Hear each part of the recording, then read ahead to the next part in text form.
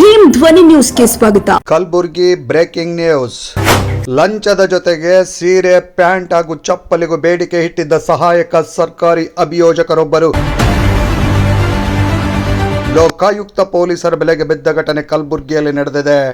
ಇದಕ್ಕೆ ಸಂಬಂಧಪಟ್ಟಂತೆ ನೀವು ದೃಶ್ಯದಲ್ಲಿ ನೋಡಬಹುದು. ಕಲಬುರಗಿಯ 5ನೇ JMFC ನ್ಯಾಯಾಲಯದಲ್ಲಿ ಸಹಾಯಕ ಸರ್ಕಾರಿ ಅಭಿಯೋಜಕರಾಗಿ ಕಾರ್ಯನಿರ್ವಹಿಸುತ್ತಿದ್ದ ಸಂತೋಷ್ ಕುಮಾರ್ ಲೋಖಂಡೆ ಅವರು ದೂರುದಾರರಿಂದ ನ್ಯಾಯಾಲಯದ ಆವರಣದಲ್ಲಿ ಲಂಚದ ಹಣ ಸ್ವೀಕರಿಸುತ್ತಿದ್ದ ವೇಳೆ ಲೋಕಾಯುಕ್ತ ಪೊಲೀಸರು ದಾಳಿ ನಡೆಸಿ ಅವರನ್ನ ರೆಡ್ ಹ್ಯಾಂಡ್ ಆಗಿ ಬಂಧಿಸಿದ್ದಾರೆ. ಆತ್ಮೇರೆ ಮಾಹಿತಿಯ ಪ್ರಕಾರ ಪ್ರಕರಣವೊಂದಕ್ಕೆ ಸಂಬಂಧಿಸಿದಂತೆ ಅನುಕೂಲಕರ ಕ್ರಮ ಕೈಗೊಳ್ಳಲು ನಗದು ಲಂಚದ ಜೊತೆಗೆ ಸೀರೆ, ಪ್ಯಾಂಟ್ ಹಾಗೂ ಚಪ್ಪಲಿ ನೀಡುವಂತೆ ಕೂಡ ಬೇಡಿಕೆ ಇಟ್ಟಿದ್ದರೆಂದು ಈ ಪ್ರಕರಣದಲ್ಲಿ ಆರೋಪಿಸಲಾಗಿದೆ.